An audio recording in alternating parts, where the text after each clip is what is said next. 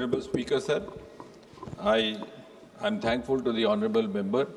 She's asked a question which gives me an opportunity to share with this august House that over the last 11 years or so, India has put before the world a unique model of space technology application, which is no longer confined only to the launching of rockets. And today, space technology is extensively being used in infrastructure projects, in development works, and most of all, as the Honourable Member rightly mentioned, to bring ease of living in the life of a common citizen.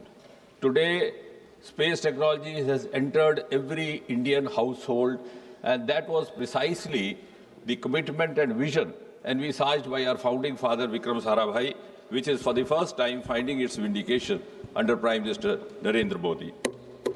Today, we have also, in the process, given world some of the global success models. Like, for example, Gati Shakti portal is there, which is a portal based on about 200 layers trying to integrate planning with infrastructure projects.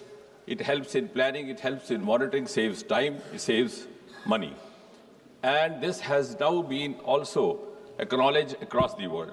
Similarly, space technology being used extensively in communication, as all of us know, in healthcare, telemedicine, in flood and disaster management forecasts, in geo-manregas, in railways, in housing. Most of the Modi government's flagship programs like Amrit or Smart Cities are using this extensively in the defense warfare. And this also gives me an opportunity to share with this House a very heartening news that today precisely at 1740 hours Indian Standard Time, we would be launching the first ever ISRO-NASA collaboration satellite called NISAR, which is going to be a game changer as far as our disaster responses are concerned, disaster monitoring is concerned, also as far as our competencies to predict, to manage landslides, volcanoes, cyclones, etc. And this is going to be the first of its kind technological venture. And it will also have the capacity to penetrate through fogs, through heavy clouds, to also dense ice layers, and which would provide us much more ease, not only in the disaster management sector, but also in a host of other sectors like aviation sector, shipping transport, etc., etc. Honourable Member, supplementary. Sir, I would like to know from the Honourable Prime Minister that could you please elaborate on the steps being taken to promote the development of small and medium-scale space startup, including funding support, technology sharing, and incubation infrastructure. Thank you, sir. Thank you, Chairman. Thank you, Speaker, sir. I am glad that the Honourable Member has asked that question, because that again gives us an opportunity to share with this august House that for the first time since independence, a very out-of-box decision was taken by the Prime Minister, which only he could take because he has the capacity to break the taboos of the past. The space technology was unleashed, and the media popularly reported that India's space has been unlocked. For the first time, the private sector was allowed to make entry into our space ventures and our space projects. And as the Honourable Member has said, in the last 3-4 years since we did so, because this process started in the year 2019, the new space reforms came in 2020, then we had a space policy in place in 2023, and just in a small shorter span of time, about 3 or 4 years, the Honourable Member will be pleased to learn that there's been a quantum jump, not only in space startups, but also in the process of the space economy. For example, just about 3-4 years back, we were just one-digit space startup. Today, we have gone up to more than 300. Some of them are those of the global potential. Some of them have also turned into lucrative entrepreneurs. And our space economy has also taken a quantum leap. We were just a dismal space economy till about half a decade back. Today, we are $8 billion. And in the next 10 years, the projections indicate that we will go up 3-4 times, maybe to $45 billion, which in other words means that as India moves on from rank 10 to rank 4, and then we also plan ahead for the Viksit Bharat rank 1, space economy is going to play a very important component, critical role in that growth story. Shri Jagdimba Pal,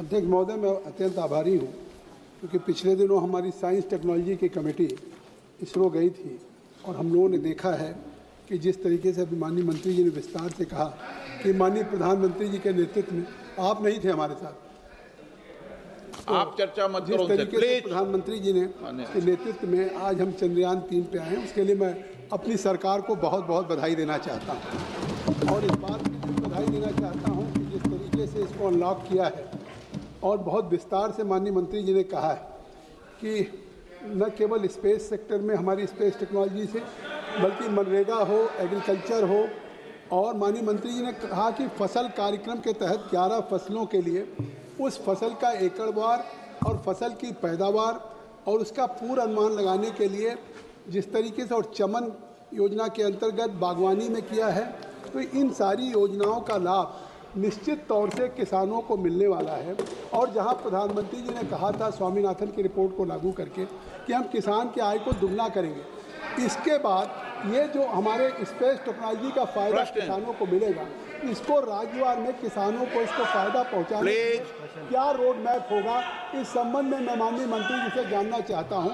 मैं आपके माध्यम से please माननीय सदस्य, मैं सदन में देख रहा हूं कि कई वरिष्ठ माननीय सदस्य सीट पर बैठे बैठे टिप्पणी करते हैं।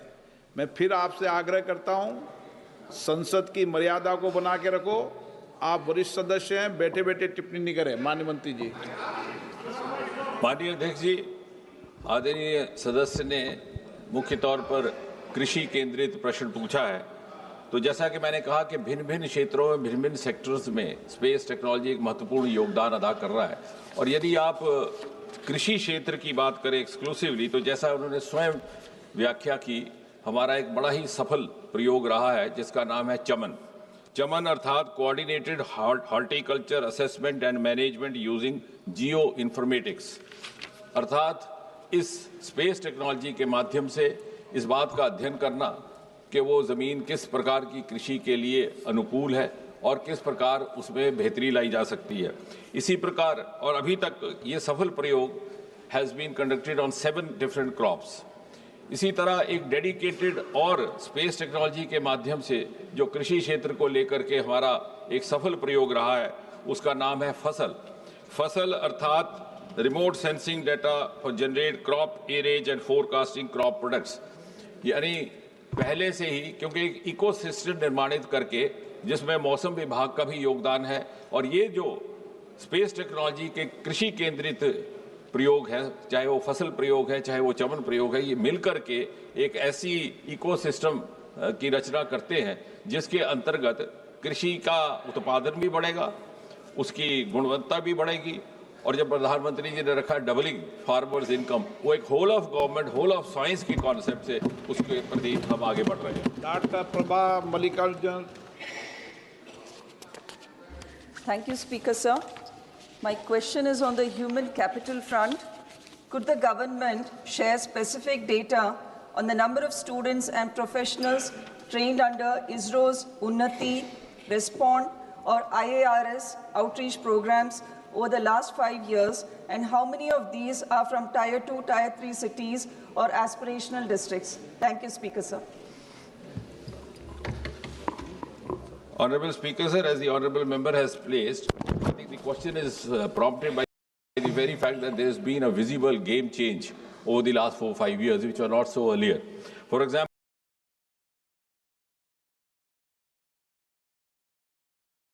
our most notable teaching institute in space technology, which happens to be in Thiruvananthapuram, was one of the premier institutes, one of the world class. It had recorded, registered 100% placement, but most of our students had to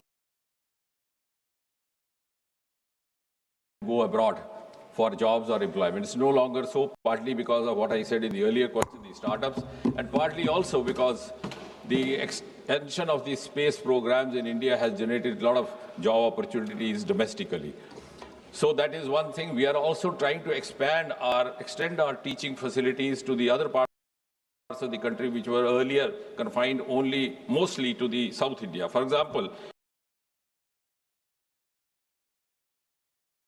to begin with, we've set up one such teaching center on the same lines as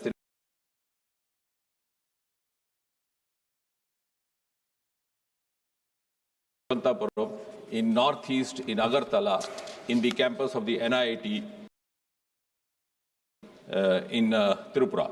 Similarly, in North, we have started from the Central University of Jammu, where we have set up a similar institute which has been named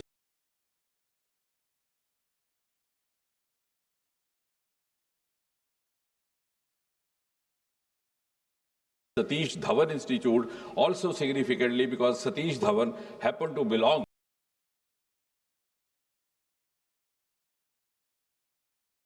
to the state of Jammu and Kashmir, erstwhile state of Jammu and Kashmir, which is a lesser known fact. So I think the students, the availability of students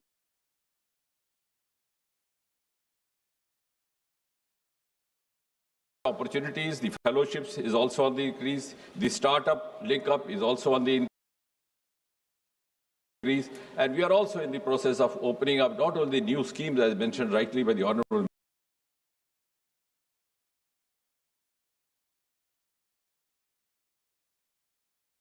Member, but also opening up new teaching centres. At the same time, we are also collaborating with the Ministry of Education, and several of the universities across India are now coming forward.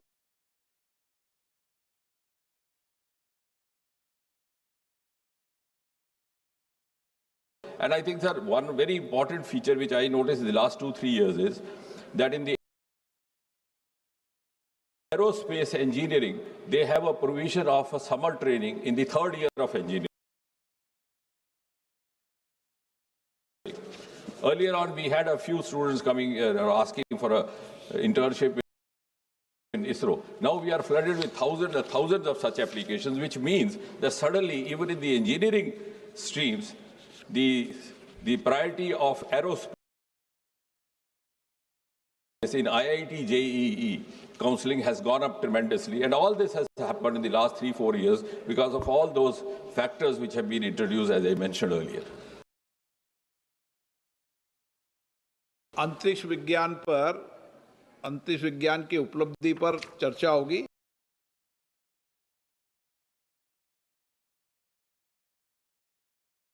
तो माननीय सदस्यों को उस पर बोलने का अवसर दिया जाएगा। क्वेश्चन नंबर 145 श्री गणेश सिंह जी 145 माननीय मंत्री महोदय सर सभा पटल पर रखा गया है। माननीय सदस्य देश में नवीकरण ऊर्जा को बढ़ाने के लिए मैं माननीय प्रधानमंत्री जी का तथा माननीय मंत्री जी का बहुत बहुत आभार व्यक्त करता हूं कि पूरे देश भर में जिस तरह से उन्होंने नवीकरण ऊर्जा को बढ़ाने के लिए कई कार्यक्रम बनाए हैं। अभी तक 2025 आज तक लगभग अक्षय ऊर्जा क्षमता 226.9 गीगावाट पहुंच चुकी। 2030 तक इसे 500 गीगावाट तक पहुंचाने का लक्ष्य है। माननीय मंत्री जी ने अपने उत्तर में मध्य प्रदेश में विभिन्न ऊर्जा स्रोतों से कुल 11,279.15 मेगावाट बिजली उत्पादन के संयंत्र स्थापित हैं, इसकी जानकारी दी है। मैं उन्हें बताना चाहता हूं कि ओंकारेश्वर में फ्लोटिंग सोलर परियोजना एवं नर्मदापुरम में नवीनीकरण ऊर्जा उपकरण निर्माण जोन की स्थापना भी की जा रही है। उसका विस्तृत विवरण क्या है? मध्य प्रदेश में सौर पार्क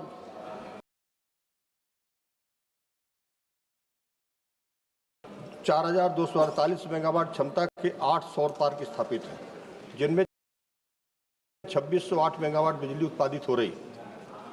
मेरी मांग है कि मेरे लोकसभा क्षेत्र सतना में सौर ऊर्जा पार्क के लिए कई ऐसे स्थान रिक्त पड़े हैं जहां पेड़ भी नहीं है और पहाड़ी क्षेत्र भी है और मैदान